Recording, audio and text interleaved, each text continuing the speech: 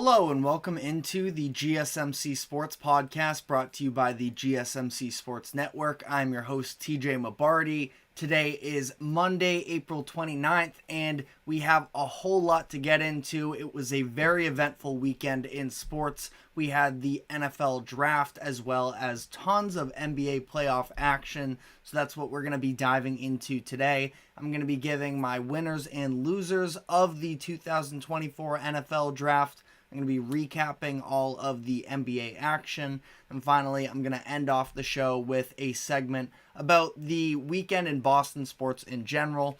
It was a very eventful weekend for a lot of the Boston sports teams, from the Celtics and Bruins both picking up wins, them making their potential draft pick to take their franchise quarterback. Again, potential, not sure how it's going to work out with Drake May just yet, but a whole lot to get into there that we will be wrapping up the show with. But before we get into everything, just a reminder to like, follow, subscribe wherever you keep up with us. Help us continue to grow this channel. For our live viewers, feel free to use the comment section. Give us your thoughts on the latest happenings in sports. Try and make this show as interactive as possible. We try and address as many comments as we can on this show. And if you would consider leaving a tip or donation, you can use the link that is streaming across the bottom ticker. That is GSMCpodcast.net.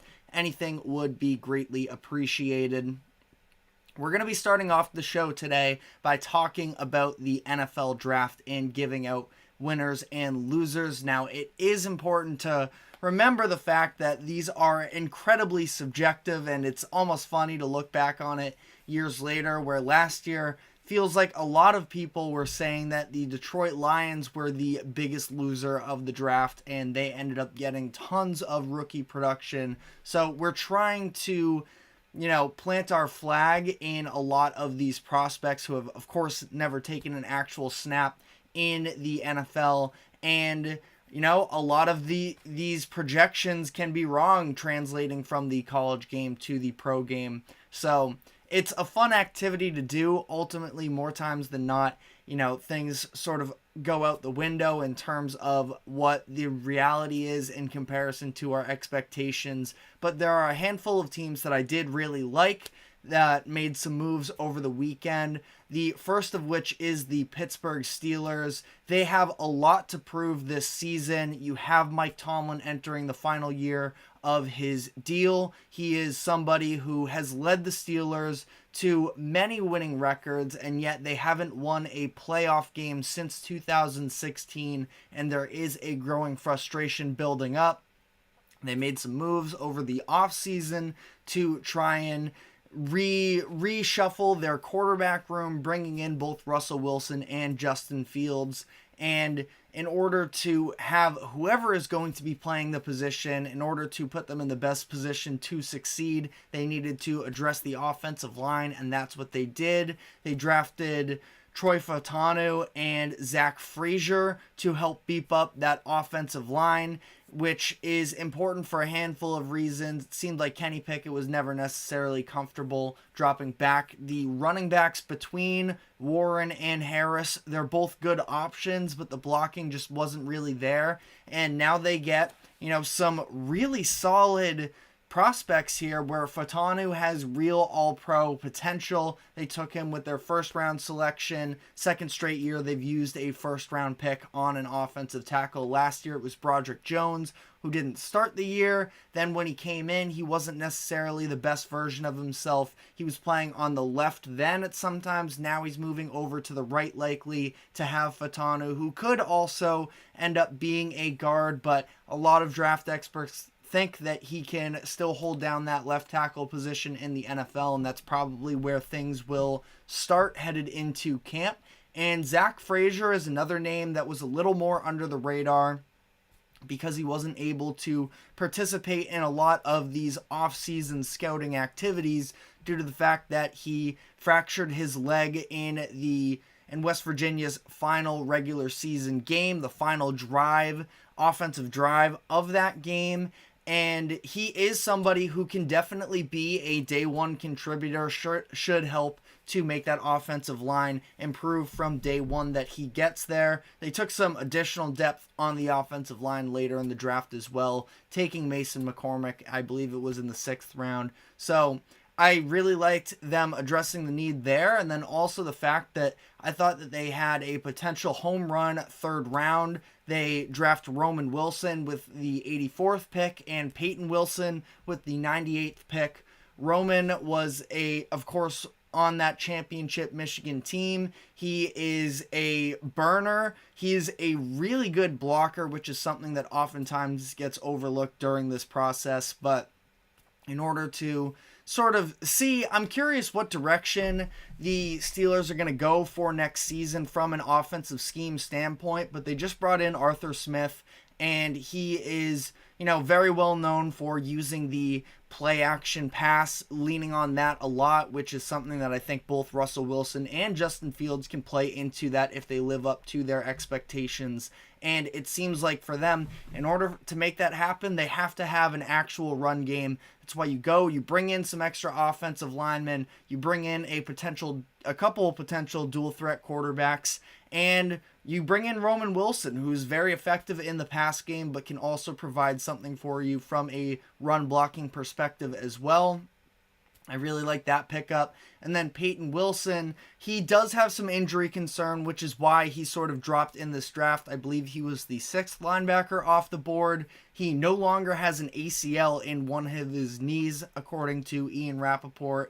And he has a little bit of a lingering shoulder injury in his left shoulder. So injury concerns are real with him. But talent-wise, he's one of the best linebackers in this class, and they got him just inside the 100th pick mark. I thought that was great value for them there. So I really liked what they did as a whole.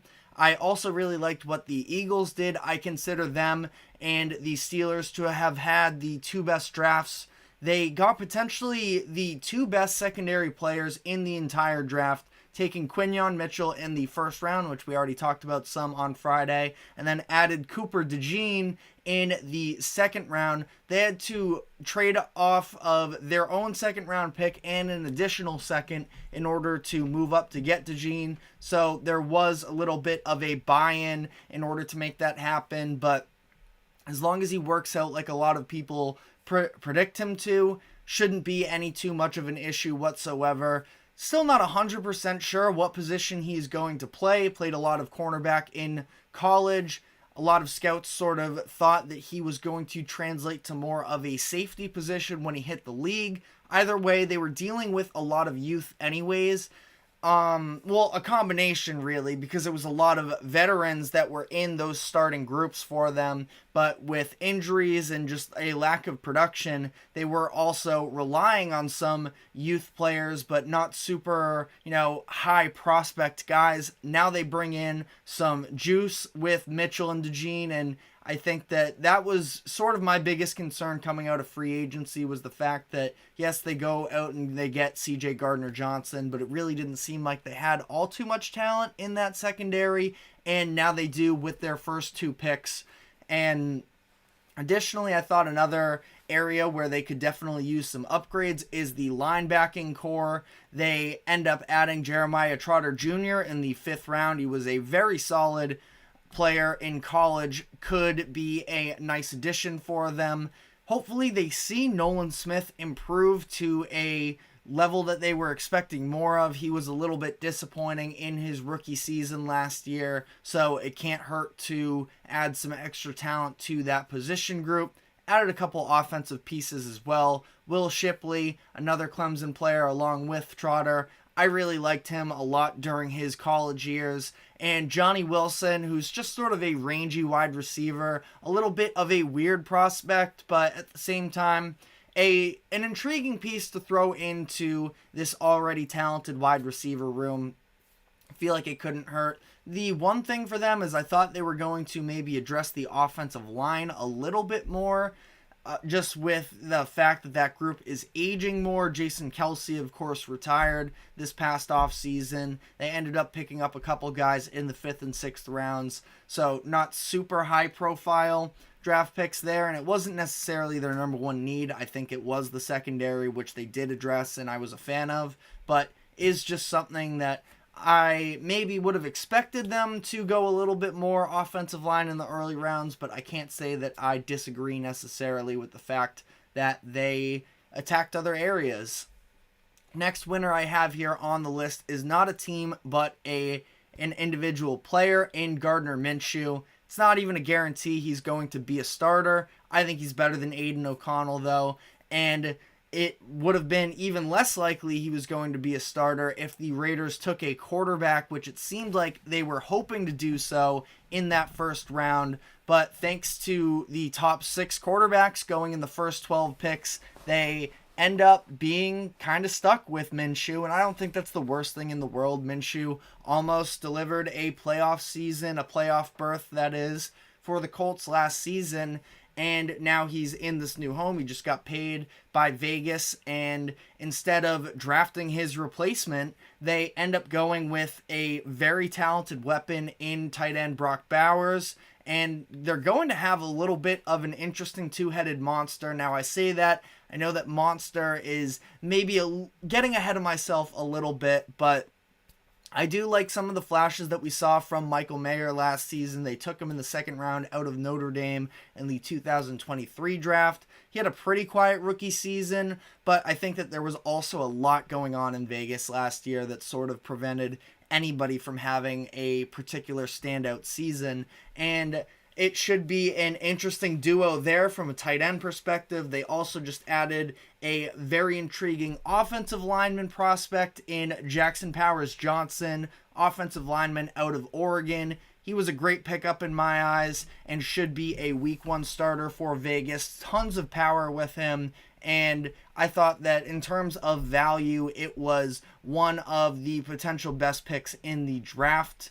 They then doubled down again with offensive line in the third round. DeMar Glaze was maybe a little bit more of a reach, but still addressing a position of need. It's hard to, particularly get on their case too much, but I think that Gardner Minshew actually happens to make out well here. He has a 2-year deal. Can't imagine that his job security is necessarily great as things currently stand, but I do feel like the draft actually played well into his hands for next season if he's ever going to show that he's a potential, that middle tier starting quarterback, somebody who can be a reliable presence for you. This is the season to try and get it done, where you now have 2 tight ends. Bowers is, he is a tight end, but there is positional flexibility with him. Still has Devontae Adams. Running back situation, still less than ideal. But again, in terms of just how the draft played out, I like the way that this sort of broke for Gardner Minshew. Now, I have some slight winners here. The Washington Commanders, they took a swing at a franchise quarterback in Jaden Daniels, and then I thought that they killed day 2, where they end up getting Jerzon Newton, the defensive tackle out of Illinois, who falls to them at 36. Was an absolute steal of a pick. Very easily could have been a first rounder. They also got Michigan defensive back Mike Sanistril, who is also a sneaky nice pickup. Somebody where cornerback 1 is still maybe a little bit of a question with him, but we know that he is a terrific playmaker from the slot and should be a nice addition for that defense as well. They took Ben Sinnott, the tight end out of Kansas State. He can be a little bit versatile, not the number 1 pass catcher definitely out of this class, but he can be a little bit of a hybrid fullback / tight end, provide some blocking for Daniels, and also be a little bit of a safety valve as well. It feels like they could have addressed the offensive line a little bit more, which is why I didn't have them as a confident winner. Also the fact that it's hard to really say winner or loser necessarily with the teams that took quarterbacks, because as we know, there's just really no telling which quarterbacks actually are going to pan out. But I thought that they could have definitely used a better solution at left tackle. Now, they end up taking Brendan Coleman in the 3rd round. Played mostly guard in college. They seemingly think that they can play him at left tackle, so I probably would have liked them, to move up maybe a little bit more. I like the tackle prospects that were selected at the end of the second round. Roger Rosengarten out of Washington, and there was the tackle out of BYU as well that I feel like either one of them probably could have been a little bit of better options. But again, we'll see how this all plays out. I like the early round picks for the Detroit Lions, Terrion Arnold and Ennis Rakestraw Jr. Some nice secondary pickups there. Arnold also has the potential to be the best cornerback out of this class. Rakestraw is somebody who may be a little bit more inconsistent, but definitely a physical player and should be able to make an impact on a Lions team where they desperately needed help at that position. Now, some of the later picks had a little bit more question marks surrounding them. Giovanni Manu out of British Columbia in the 4th round is definitely a little bit of an unknown, but add to the offensive line there. Sione Vaki is also sort of weird as a prospect because he was a hybrid player at Utah.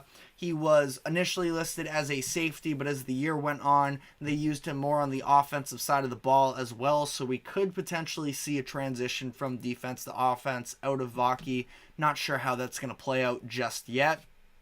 I did quickly sort of run through last year's rookie class because I feel like the Lions are just sort of an example that when you're talking winners and losers, the Lions were, like I mentioned at the top of the show, seen as one of the less successful drafts, and they ended up, I think, unquestionably getting top 4 production out of their rookie class. I went through it in no particular order here. The Lions, the Rams, the Packers, and the Texans, they all got the most production out of their rookie classes, and here Detroit is again. It seems like they could continue to build on this. Now, again, a lot of unknowns, even if you go back a little bit to last year, where Jahmyr Gibbs' positional value. Is he going to be getting a second contract from Detroit? What are they going to get out of Jack Campbell, who had his highs and lows during the regular season? But, for the Lions, I feel like Brad Holmes is definitely sort of cooking something right now. What exactly he's cooking is still to be seen. But they also added one other offensive lineman prospect that I did like, Christian Mahogany, guard who played at Boston College. Seemed like he was going to be in maybe a day 2 area, and they end up getting him late in the 6th on this one, so I thought that was a good job as well. Speaking of the Rams, I thought their defense was a positive for them. They end up getting Jared Verse and Brandon Fisk in the first 2 rounds. Possibly both the best at their respective position. Fisk is maybe a little bit more of a long shot to be had as the best at his position, but he was a star at the Combine. Very good production at Florida State. So not ideal necessarily that in order to trade up to get him, they had to move off of a Carolina second rounder for the 2025 draft, which could end up being very valuable. But they needed to replace Aaron Donald, and this was part of their plan to do so. As long as Fisk can be a productive player, shouldn't be an issue, but there is that little bit of a price tag that comes with a move like this that makes things a little bit interesting. Final winner here, very marginally, but I had Bryce Young. I thought he was a marginal winner after free agency. They went in and they brought some offensive line help at the guard positions to, bolster up a little bit more of an offensive line for him. Now they go out, get a couple weapons that could be interesting. Xavier Legette and Jonathan Brooks, receiver and running back, to give Young some actual skill position weapons. And they picked up a tight end as well in the 4th round, Jatavion Sanders out of Texas. So at least a little bit more going on around Bryce Young. It's maybe going to be a make or break year for him. That's a little bit of a debate, but I'm sure we will get into that as we move on here in the NFL offseason. Finally, some losers. I didn't think any particular team was necessarily a massive loser, but these are the situations that I think have the most questions remaining coming out of the draft. The biggest loser I had, and not to his own fault, is Michael Penix Jr. I just feel like the way that this has all played out for him, there is tons of attention surrounding his name now. This is a quarterback who, at times was talked about not being a first round pick in general. Now he goes 8th overall, not just to any team, but to a team in the Atlanta Falcons who just paid $100 million guaranteed for Kirk Cousins. Kirk Cousins is already publicly, not through himself, but through his agent, has conveyed the fact that he is frustrated with the move. It's going to be a story that's going to surround Penix for the time going. Now, if Penix ends up being the guy for them, this is a great move by Fontenot, their general manager, but it just feels like this is a situation for Penix where there is now a lot of pressure surrounding him. And I was actually wrong. I was confused about his age situation headed into Friday. I had said that I had thought that he had just turned 23. He actually turns 24 in a couple of weeks. So he's likely going to be the first quarterback since Brandon Weeden to make his NFL debut past the age of 25.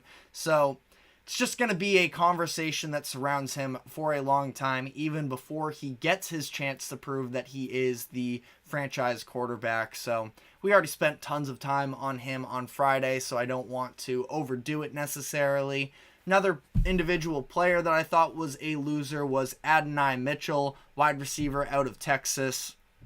He fell significantly further than he was expected to. A lot of it came because of the fact that there were some character concerns surrounding him in terms of being a locker room presence. Now, the Colts came out and fully defended him, and it seems like they have a full belief that Mitchell is going to be an integral part of their future.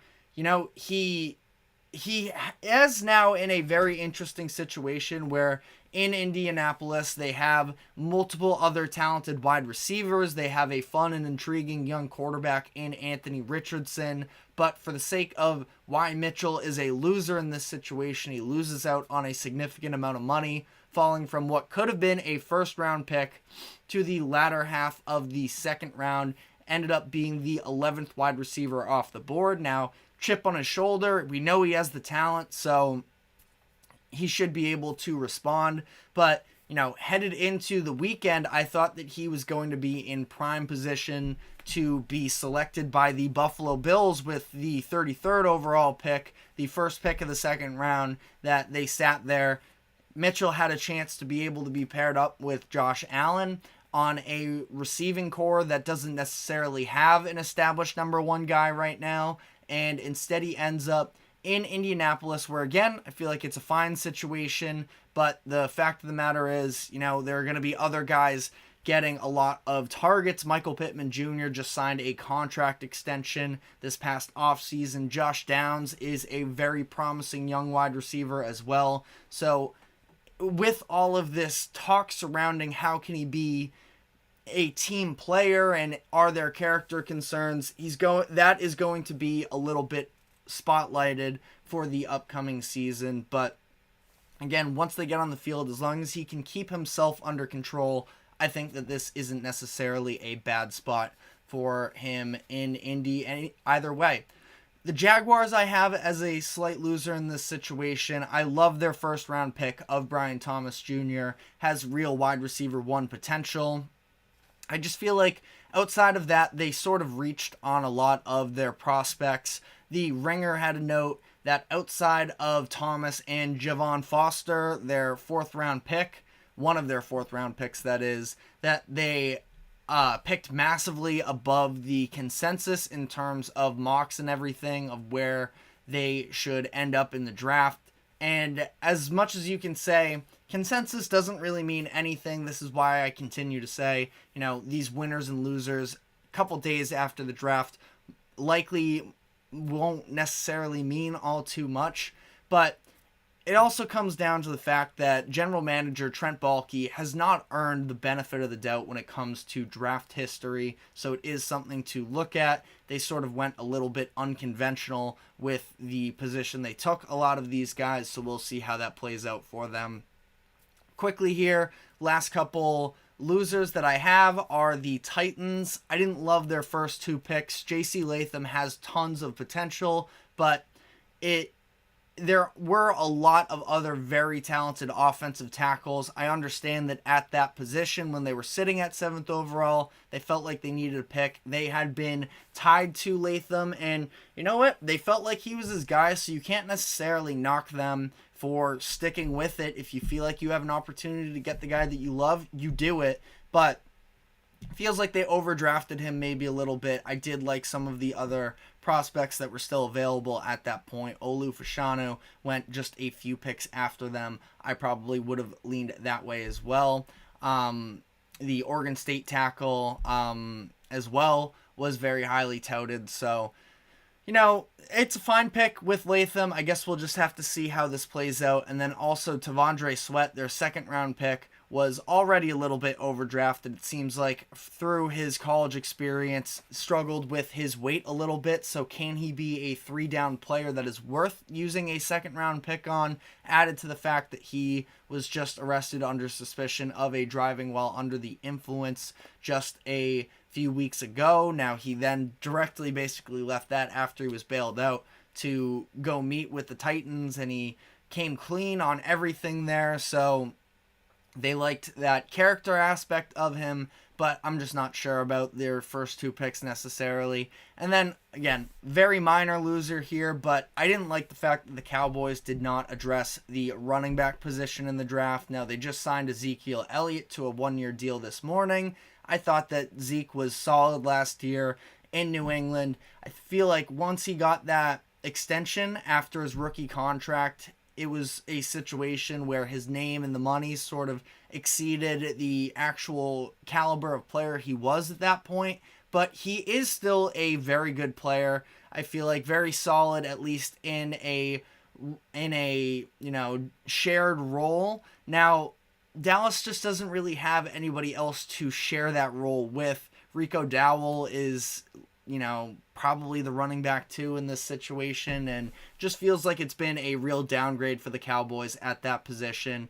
Weird that, Jerry Jones would talk up Jonathan Brooks, the running back out of Texas, so much, and then choose to not go that direction. It wasn't a great running back class anyways, necessarily, so, at the end of the day, it's not that big of a deal. I just feel like they probably should have addressed the position, but you let me know what you think about that decision, as well as the remainder of my winners and losers, and what your thoughts are on who had the best draft in the NFL this season. But we are now going to be taking our first break of the show, and when we come back, we are going to be diving into some NBA playoff action from the weekend. So stick with us, and we will be right back. I feel like I'm losing my mind. Is everybody in the world blind? Please, Lord, give me a sign, a sign. I feel like I'm losing my mind. Is everybody in the world blind? Please, Lord, give me a sign, a sign. I wanna be the greatest. Everybody on the fake shit. I look around and feel like everybody is the fakest. I make this every day and I'm impatient, hoping one day I blow up from the basement. Statement, the top is so vacant. I don't need shit that I think is amazing. Waiting for my day when I'm playing sold out shows for 1,000 faces. Hey, give me that crown, get in my way and to be put down. It ain't replaced, all this my town. If I want that shit, then I'll get it right now. I'm losing it, the noose it fits, some loose shit, a stupid myth. You choose to live or choose to dip, you choose to fight or lose your grip and lose a gift. I feel like I'm losing my mind. Is everybody in the world blind? Please, Lord, give me a sign, a sign. I feel like I'm losing my mind. Is everybody in the world blind? Welcome back to the GSMC Sports Podcast. We do have a little bit of breaking news. We don't have necessarily the time to fully dive into it today, but did just get the news from Ian Rappaport that the Chiefs and tight end Travis Kelce have agreed on a 2-year extension. Supposedly makes Kelce the highest paid tight end in the league. So again, we have so much going on today with the NFL draft, with all of this NBA playoff action from the weekend. So definitely check us out on socials and on YouTube. We'll touch more on that with maybe a short and then get into it more in depth tomorrow. But we just have too much to get to right now, and we are going to be talking some NBA playoff action. And I wanted to start off this segment by talking about the New York Knicks and Jalen Brunson. Brunson is officially back after having a little bit of a slow start to his 2024 NBA playoff campaign. He is now dropping 47 points, adding 10 assists to that in the Knicks 76ers series as they take a 3-1 series lead. Brunson in this game, like I mentioned, 47 points, along with generating an additional 23 off of his assists to fully account for 70 points of the Knicks 97 as they pull away from the Sixers, take a very tremendous lead in this one. I mentioned before, I didn't think that Brunson's slow start was really all too much of a concern, but it was something to at least sort of acknowledge and monitor a little bit.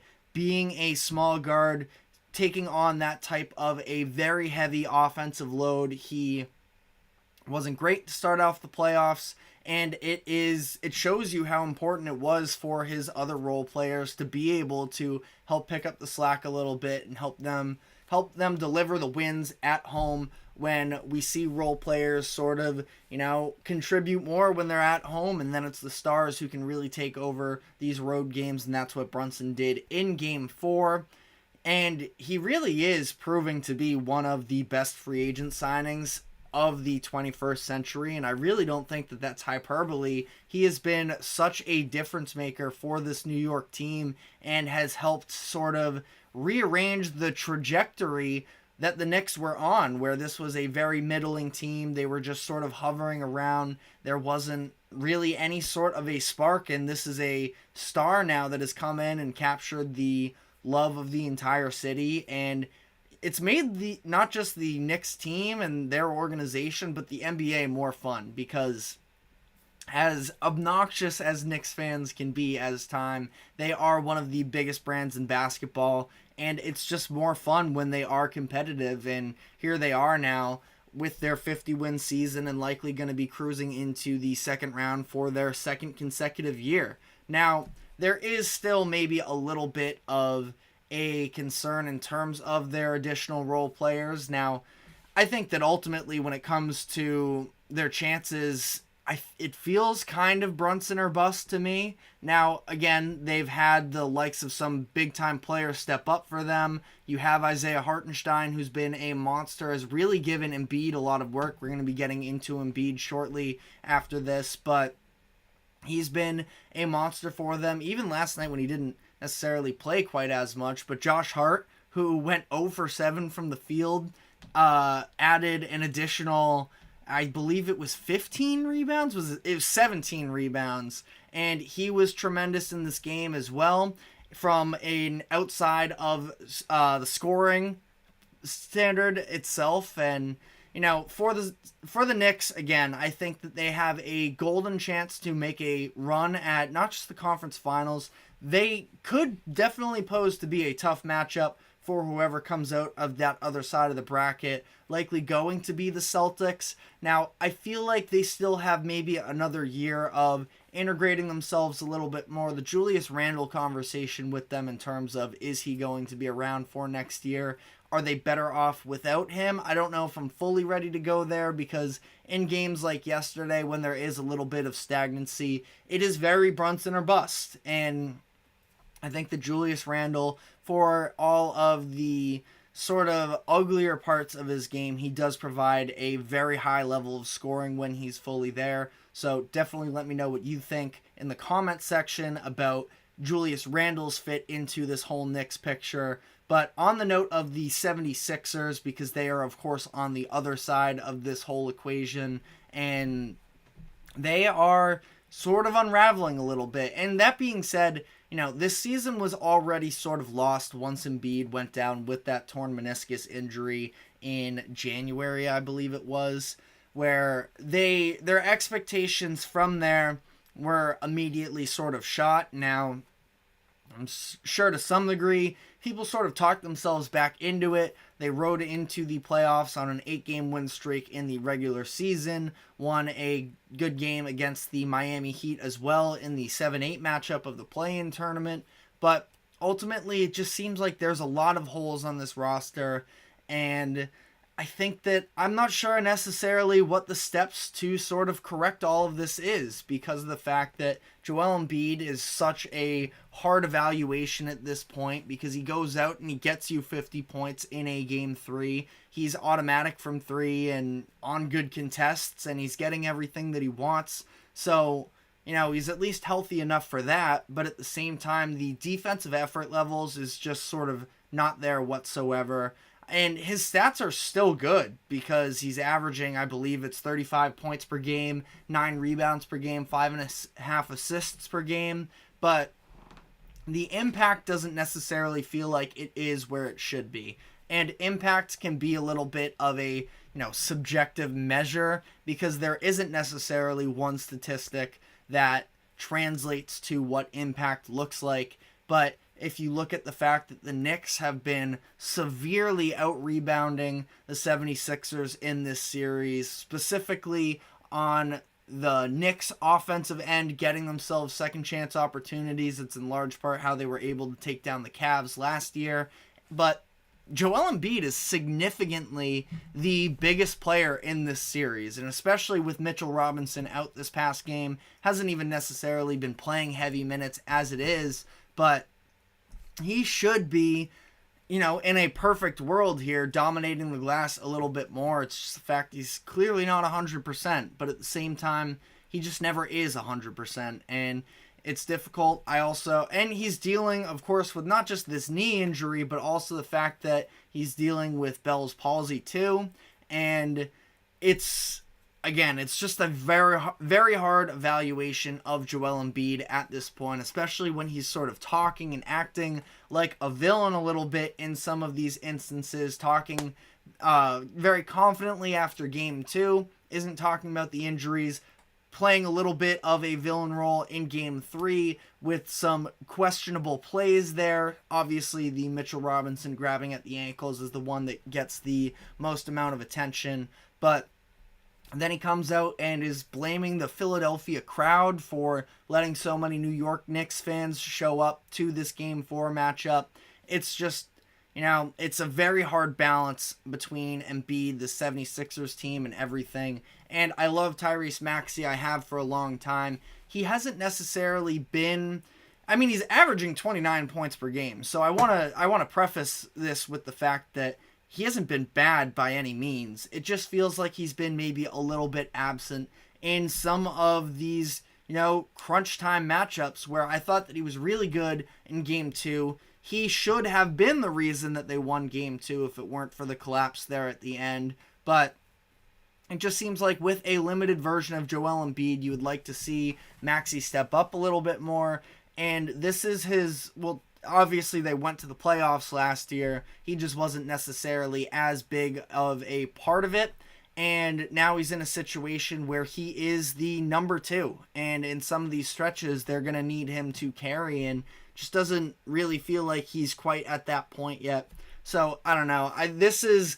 It's technically not over here. This is the Knicks series to lose, though. I feel like they should be good. This is going back to New York in a game that can potentially, clinch them moving on.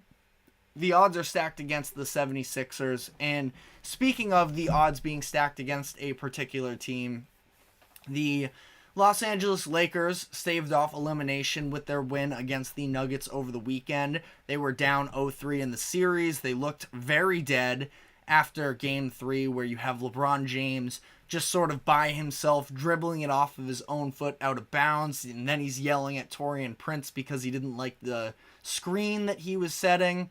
You had Anthony Davis sort of dogging it intensity-wise on the defensive end for some instances late in that game, even though we're going to talk about him as well, but I think he's been tremendous for the most part in this series, but this looked like a team that was sort of limping to the finish line, after game 3, you had D'Angelo Russell sitting away from the rest of the team during a huddle late in that one as well, but they responded nicely with their win on Saturday. AD was terrific once again. I feel like he has been, really matching Jokic for most of this series, and it just hasn't necessarily been viewed that way by the public because of the fact that you also had him sort of disappearing at the end of that game 2 where he only took one shot as the Nuggets came back from down 20 in the second half to win that one.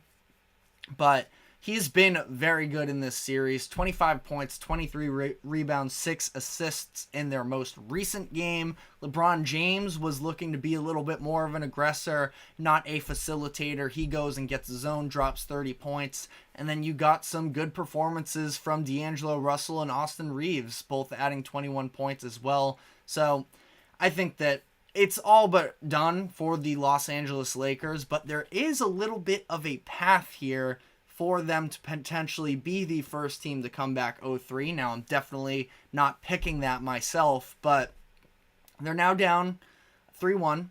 They are going to Denver again to play their next matchup. As things are currently stand, Jamal Murray is listed as questionable with a calf strain, so he could be out for Game 5. The Nuggets are still obviously very good and very talented, but they are a different team when Jamal Murray doesn't play for them. There just isn't that second creator outside of Jokic, and sometimes you'll get the more aggressive version of Jokic, but if it's, just Jokic versus Anthony Davis and they sort of take away his passing lanes necessarily by just playing him straight up and causing him to play that one-on-one matchup against Davis, I feel like there's a good chance the Lakers could come out of that one. And then if that's the case, it's Game 6 in LA, and then Game 7, anything can happen. So again, I say all of this, more likely than not, it's going to be the Nuggets winning, but just saying there is a little bit of a path there. But we additionally had some other really good games. The Clippers-Mavericks one stood out the most. We have a version of James Harden who, this is why they made the trade for him. There's a lot of unreliability with their stars, including James Harden, who hasn't necessarily had a great playoff reputation of his own, but knowing sort of this is their opportunity prior to them moving into their new arena next year. They needed to load up on star power. They already have depth. They just sort of shed some other options that weren't necessarily in their top 7-8 man rotations. I know that, a couple of them got some minutes for them, but ultimately this is a move for LA. This is why you want to get him, because he and Kyrie were just facing off in this game. And of course, if you didn't watch the game, the Clippers were up by over 30 points in the first quarter. The Mavericks stormed all the way back to not just make it a game, but actually took the lead at one point. They couldn't hold on, though. Paul George buried them with this unreal 3 from the corner over Derrick Jones Jr., borderline over the backboard when he knocked down the corner 3. And, Paul George is another one where don't necessarily know what you're going to get from George on a given playoff game, but he does have tons of talent, of course, and he is, he's moments like that are why he is going to get paid by somebody when he becomes a free agent this offseason, whether it's still with the Clippers, whether it's elsewhere, that's still to be seen. But this series is going to be so fun. Now knotted up at 2-2. The Kawhi injury piece of this is very interesting because obviously Game 1, they just they destroyed the Mavericks in Game 1, and they then bring him back for Game 2. He was questionable leading up to it, and he just never really seemed to be a comfortable fit for them. He looked a little bit better in the second half of Game 2, a little bit better in Game 3, but still just didn't seem like he was the same version of himself. There's, of course, the clip that's circulating of him sort of holding on the rim after catching a lob dunk where it looked like he was scared to drop to the ground. And It's clear he's not 100%. He ends up sitting this game and they win. So definitely an interesting conversation in LA.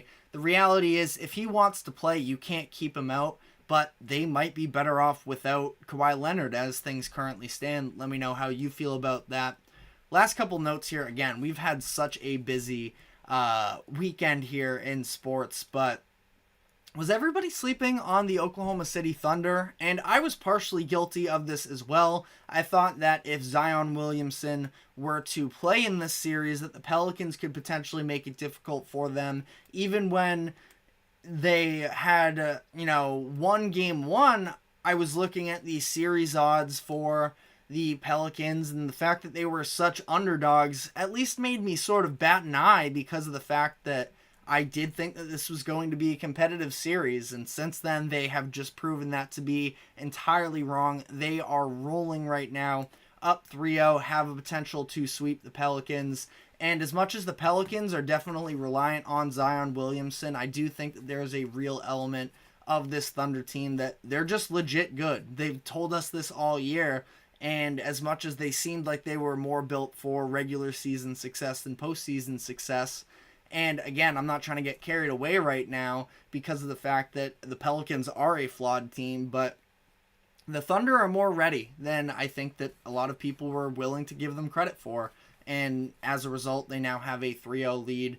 Final thoughts here is on the Indiana-Milwaukee series, where the Pacers take a 3-1 lead over the Bucks.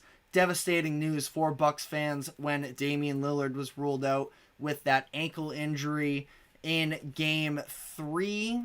I think it was somebody came down on his ankle. I don't have the notes in front of me at this very moment, but he ends up being able to tough it out, but they fall in that one. In what was an incredible game on Friday, ends up going to overtime. Chris Middleton was phenomenal in that game, and somebody that, as much as you maybe want to count him out, you never fully can, because that ridiculous three-point shot that he hit to send the game to overtime is something that we have seen in the past. And I thought that he was pretty solid too yesterday, but the level of offense, from Milwaukee just isn't there. You of course lose your top two scorers, so that's never going to be easy, but also their defense still is so flawed, and against this Indiana team, it's just a mismatch. And in terms of what do the Bucks do from here, maybe Lillard can play in game 5 for them, but Giannis, I would not be rushing back with the odds stacked against them already, knowing what could potentially be at stake for the Bucks if they were to make Giannis's injury worse for a little bit of a long shot to come back in this sense. I think that it's going to be interesting with the Bucks, and I'm sure we'll talk more about them as the offseason comes along. They're probably going to run it back next year as well with this same duo, try and get a little bit more of a connection between Lillard and Giannis. I think that Brook Lopez, as much as offensively he had some big-time moments, he was just about all the Bucks had, him and Middleton offensively yesterday, but he's had some really tough moments. And again, Indiana is a tough mismatch for him on the defensive side of the ball, but he seemed pretty out of place in a lot of these moments. And there are instances where, if Miles Turner is trying to back him down, he can play some good one-on-one defense. But I felt like Brook Lopez definitely looked like an older version of himself over the weekend, and not necessarily in a great way. But let me know what you think about this. I know that we were unable to cover everything, but again, tons to get to. We are going to be touching on the Timberwolves sweeping the Phoenix Suns on the other side of the break, so stick with us and we will be right back. Looking for your daily fix of sports talk without having to pay for it? GSMC Sports Network is available on YouTube. Just search GSMC Sports Network. Get your fix of daily sports talk shows on YouTube, absolutely free. NFL, college football, NBA, MLB, MMA, UFC, fantasy football, and so much more. GSMC Sports Network has shows running all day long, with new sports shows starting every 2 hours. Just like on your favorite cable sports channel, except GSMC Sports Network is absolutely free. Just search GSMC Sports Network on YouTube to catch one of your new favorite shows, like the GSMC College Football Podcast, Chip Shot Football Podcast, Hoops and Heels Women's Sports Podcast, GSMC Basketball Podcast, and so many more. Check it out for yourself. GSMC Sports Network, now available on YouTube absolutely free. Search GSMC Sports Network on YouTube right now. Welcome back into the GSMC Sports Podcast. We're doing all types of NBA coverage right now. Gonna now be moving on to the Minnesota Timberwolves officially sweeping the Phoenix Suns and talking about this entire situation. Now, I do want to start a little bit more on the positive side here. We're gonna get into the Suns. I'm sure we're gonna be touching more on it as the offseason comes as well. But I want to start with the Timberwolves here, who have just been so promising, and I know that a lot of people sort of were off the scent because of the matchup against the Suns, the way that the Suns won the regular season series. This is another example, and I have been saying this a little bit repetitively over the course of the show that I've been here at GSMC, but regular season matchups in the NBA do not mean anything. The playoffs are such a different animal, especially in a league like the NBA, where the level of intensity, as much as, you know, I enjoy watching the 82 games in a regular season, it is probably a little bit too much, but also just the fact that players don't really care quite as much, and this is a definitely another example of that. And this is, again, I want to start with the positives for Minnesota before I get into Phoenix too much here. But the Timberwolves pull away 122-116 in this game. It just seemed like, despite the fact that the Suns were the ones who had their backs up against the wall, they had a pretty solid Phoenix crowd in support of them in this game. It was just the Timberwolves who were really even still playing with a little bit more of the energy that they needed. I wouldn't quite call it desperation, because the Suns are the ones who actually were desperate, and you can't really manufacture that level of urgency.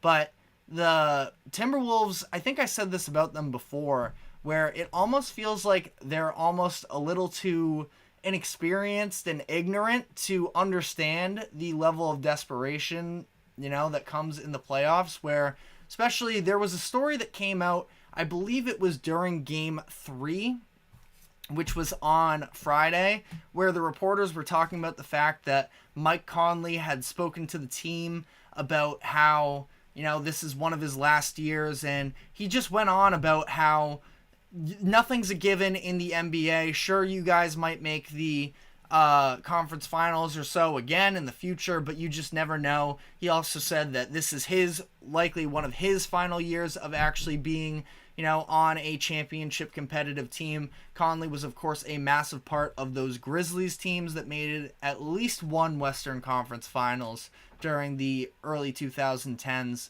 So it just seems like this team is still so locked in, and Anthony Edwards is just an absolute killer. He has been so much fun to watch. He was tremendous again last night. 40 points. It seemed like every time they needed a big shot, it was him coming through. And specifically the range. And that's the thing is, you know, Edwards was sort of, at least in this series in particular, a little bit seen as the X factor because of the fact that he only averaged 14 points per game during the regular season in his matchups against Phoenix.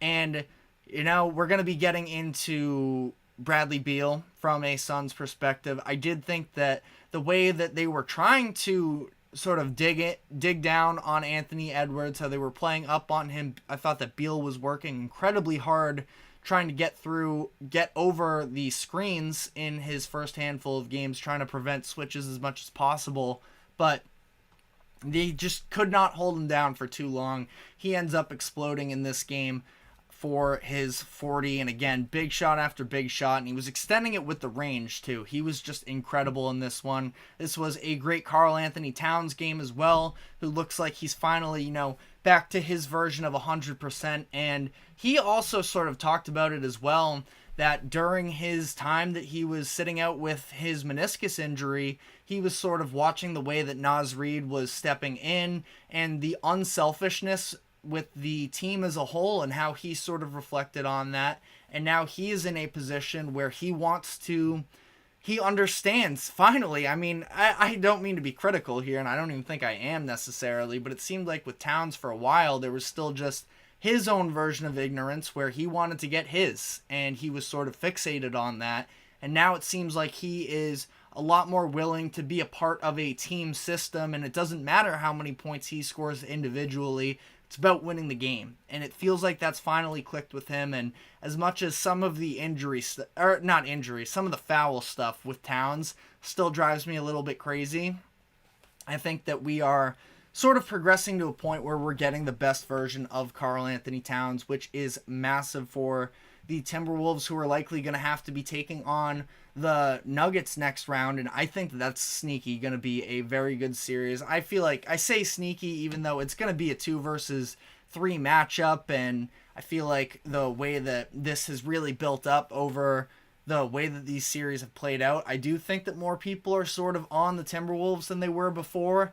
But if you haven't necessarily been fully plugged in to the Timberwolves during the regular season, and even myself, where I obviously was, I didn't think that they necessarily had a great chance against Denver, but it's at least, I'm picking Denver in a series between these two teams, but it at least makes you think a little bit more because of the level of defense they play individually. They have Rudy Gobert, who Jokic, on instances has still been able to take it to Gobert, but you can't. Nobody is going to fully eliminate Nikola Jokic, and I don't know. I think it should be a lot of fun. I think that they're definitely the biggest threat. I feel like you could even maybe make an argument about the Timberwolves being a bigger threat to Denver than the Celtics are. Again, just sort of throwing it out there. But in terms of the matchup in particular, I feel like the late game execution is definitely, and when Anthony Edwards is hitting everything that he wants to, like he was last night, that's obviously very hard to stop.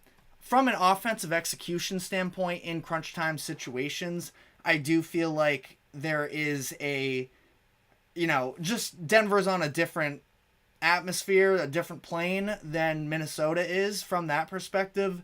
But again, just sort of throwing it out there. But on the Suns side of this, again, I don't want to bury them too much at this moment. We're going to, as the offseason moves on here, definitely get more into their options in particular.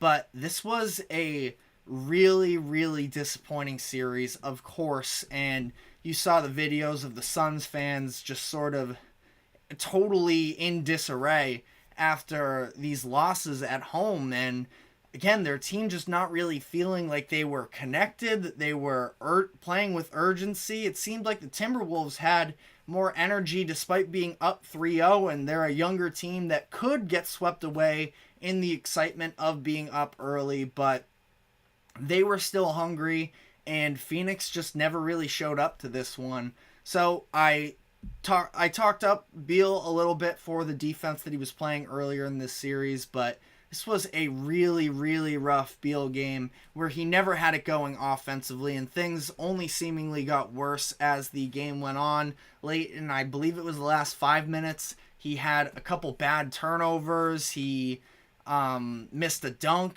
He ended up fouling out because he was playing Anthony Edwards almost at the half-court line and overplayed himself, so he ends up fouling out. Finished with 9 points, 2 assists, 1 rebound on 4 of 13 shooting. Beal's contract is only going to get more expensive as the years go on here as well, and it took them just about nothing to move off, to end up trading for Beal, but there is a little bit of a situation. Again, you're playing retrospect. It's not like the options during this past trade deadline were really there necessarily, but they moved off of the Chris Paul contract, which could have been a potential trade piece in the future, but now they bring in Beal, who is just guaranteed for much longer, and again, his contract is only going up, where it's going to be It's going to be $50 million next season, 53.6 in 25-26, and it's going to be $57 million in 2026-27.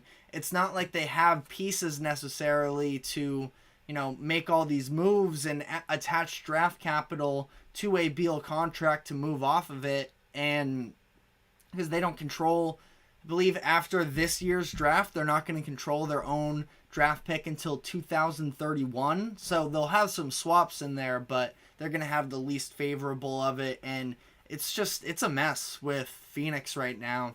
And I'm not really sure what moves there are to build off of if you are Phoenix. So definitely, if anybody in the comment section has any ideas, I feel like it's going to probably, I don't know, they're probably going to run it back for another year. I'm not sure what they're going to be able to do, again, because of their lack of draft capital. Sometimes you can at least have guys down the pipeline that can sort of step up into bigger roles, like we've seen with Denver, with both Christian Brown and Peyton Watson. With the Celtics, you see it a little bit with Peyton Pritchard and Sam Hauser. But the Suns are very locked into the core that they have right now. And, some of these, pieces just sort of that they are surrounding themselves with. They just signed Grayson Allen to a new contract extension. I'm going to check right now what Nurkic's contract situation is in terms of his long-term security. But I actually thought, so he's under contract through the next 2 years. I feel like he's probably going to get moved somewhere along the line here.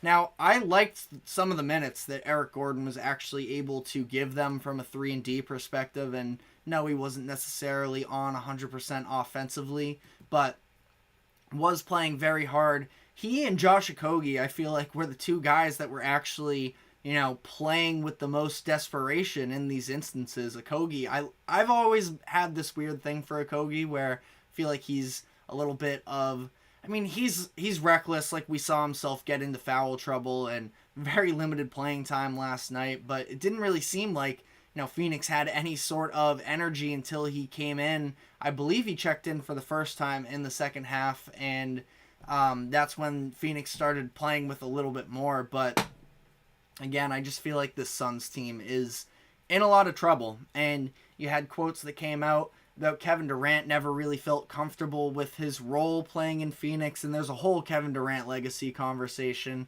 that I don't think we're going to be diving into today, but is definitely one that is going to surround him moving forward in his career, whether or not he wants to stay in Phoenix. I know that for his legacy look, it's definitely not a good thing to ask out yet again after all of these different situations, but I feel like partially for the Suns as well, that might be the best way to go because of the fact that, Ishbia took over as the owner and he wanted to play NBA 2K franchise mode where you just go and you get all these, talented players and it works out. That's just not how real life works. And I don't know, maybe things could be different if they could just find a ball handler somewhere along the way. They can find any sort of a trade partner for Brad Beal and try and restructure the financial situation. But it's a really bad situation right now in Phoenix. So if you have any thoughts on how to fix it, definitely let me know in the comments. This is something that I'm going to have to sort of get cooking on in terms of, putting together an idea for myself because I don't know what they do from here. But that is all we have time for on this segment. We're now going to be taking our final break of the show.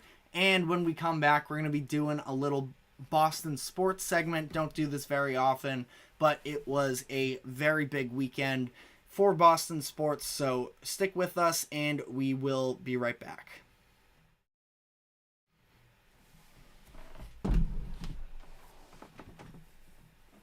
For the best and latest podcasts available anywhere, go to the podcast app on your cell phone and type in GSMC to access free content-rich podcasts on health and wellness, book reviews, sports, entertainment, relationships, social media, movies, technology, finance, and even weird news. Subscribe and download the GSMC Podcast Network's family of shows, available everywhere podcasts are found. Welcome back into the GSMC Sports Podcast. We're headed into our final segment of the day. We're just going to be doing a little bit of a roundabout here with some Boston sports. I am a Boston sports fan, I promise. I'm just about as objective as they come in terms of being a Boston sports fan in the big scheme of things, but I wanted to sort of do a little bit of a whip around here in terms of some pretty big news stories, I feel like, from the Celtics and Bruins retaking the series lead in both of their playoff runs, the Patriots draft, and there's really not all too much to talk about with the Red Sox, but it was in terms of just sort of baking it into this big weekend in Boston, the fact that they had a 17-0 win on Saturday, and then last night, despite them almost blowing it with a save opportunity, I believe it was in the 8th inning, where they let up the 3-run homer that tied it up, they end up walking it off in the 9th. So again, going to focus more so on the playoff runs and the draft. I guess we'll start with the Celtics. We've been talking some NBA, and this is another situation where probably don't have to talk about it all too much, but the Celtics bounced back from a very disappointing Game 2 loss to the Heat to retake a 2-1 series lead. They really just... Game 2 is going to go back and look so strange as things, sort of move on here, and it's a situation of, at least this time... Now, I don't think the adjustments were particularly too difficult to make, but it was Joe Mazzulla making some adjustments from a coaching perspective where the Heat don't have a point guard right now. And even if Jimmy Butler was healthy, that is still a hole on their offense. And granted, Terry Rozier is a point guard, technically. He's not necessarily a creator for others, but, as things currently stand, he's out anyways. And the Heat were just sort of walking the ball up the court unpressured, and that's where, in this past game, Mazzulla sort of decided to take that away from them a little bit and have these two weapons in Drew Holiday and Derek White, who at least one of them is going to be on an all-defensive team.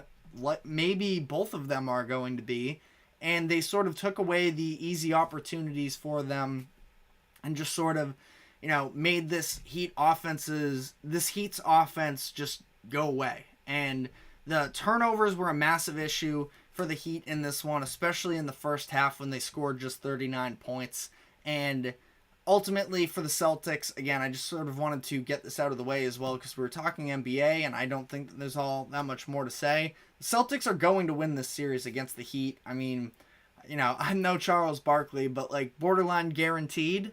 And I just feel like, for them, this was good for them to sort of purge the demons. Now, that being said, the level of intensity that they bring, we had that conversation surrounding the Suns in terms of, not being able to bring 100% energy level every single night.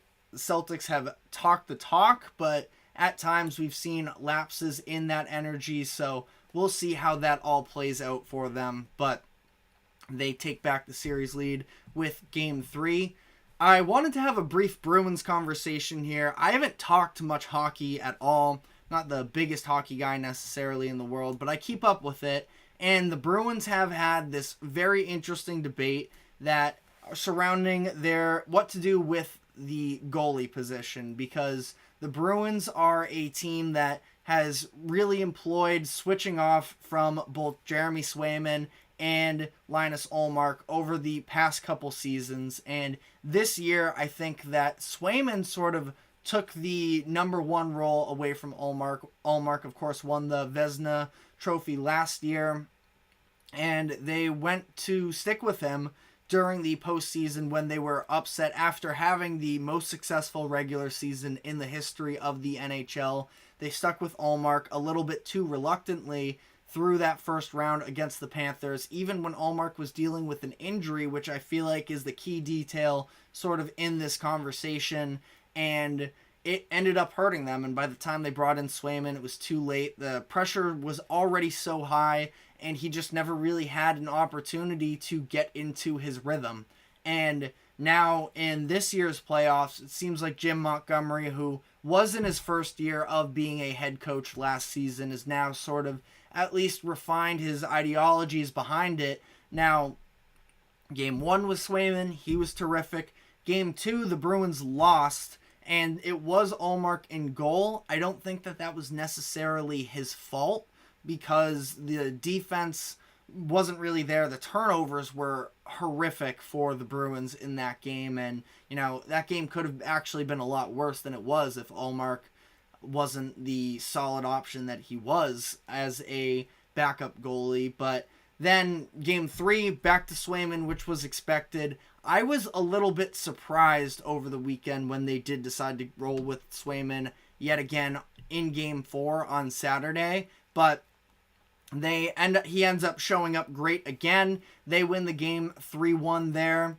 Or they win the game 3-1 to take a 3-1 lead in the series. Now, again, this conversation of what to do with the platoon, I think, is going to be very interesting moving forward here, where it seems like Swayman, who was an all-star earlier this year, is probably the better option for them in the goal, but at the same time, you don't necessarily want to turn away this weapon that they've had all regular season with being able to throw out multiple goalies and sort of throw off other teams. So they play Game 5 on Tuesday.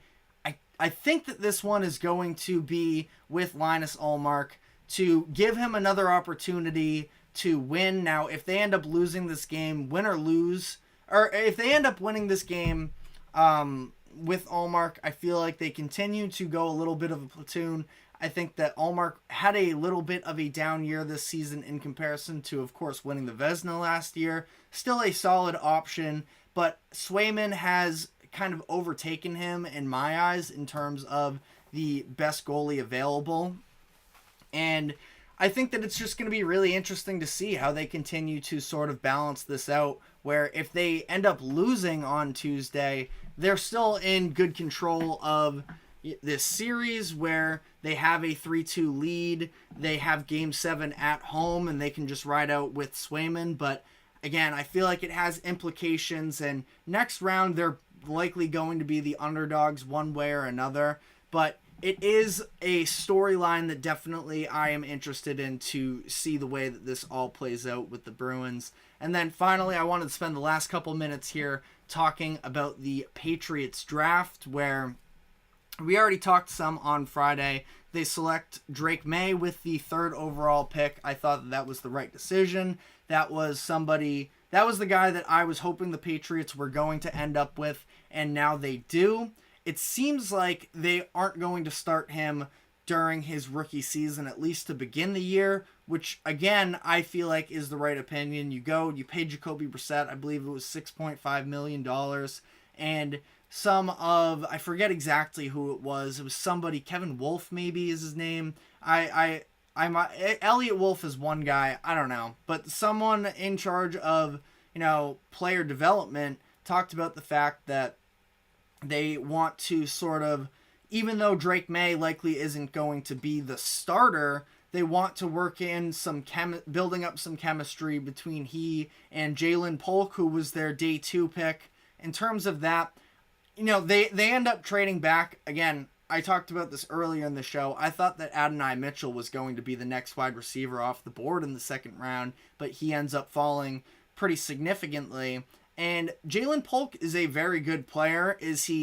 I still think that Mitchell is maybe more talented, but I can't say it was a bad move necessarily. And they ended up making this trade that in turn got them an upgrade in the next pick that they were able to go with. And in turn, I have it somewhere here, they ended up getting Javon Baker, the wide receiver out of UCF, which is also another player that, if you saw the quote, he definitely has some energy, where he said, if you're in New England, get your popcorn ready. I make people in wheelchairs stand up, which is a pretty outrageous quote. But, if you can back it up, that's a pretty funny way to begin your NFL career.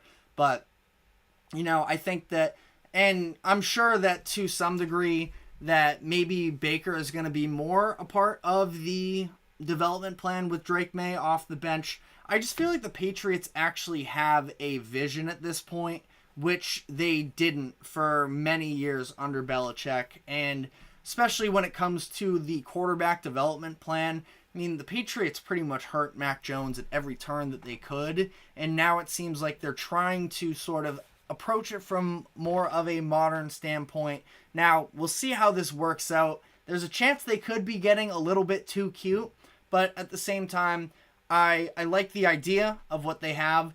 I think Brissett, again, should be the week 1 starter.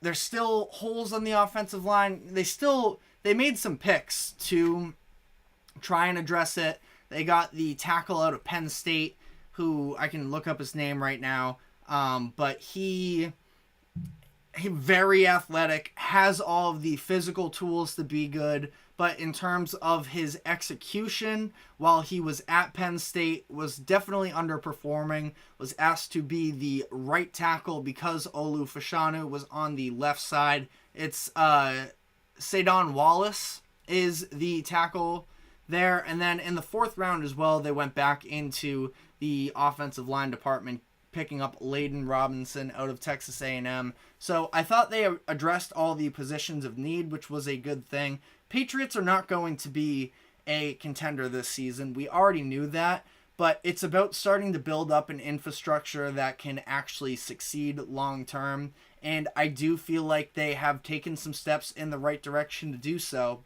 But let me know what you think about the Patriots draft in the comment section. But that is all the time we have for today. Thank you very much for tuning into the GSMC Sports Podcast. Thank you to the GSMC Sports Network for allowing us to host this show.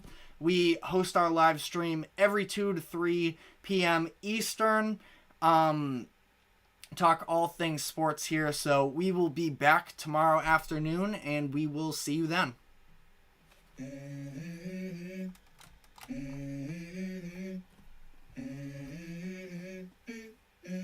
Let's go. I wake up to a little bit of drool on my pillow, feel like it's gonna be a bad day. Yeah, I'm tired of shit, and the coffee ain't hit yet. Damn, ain't that great.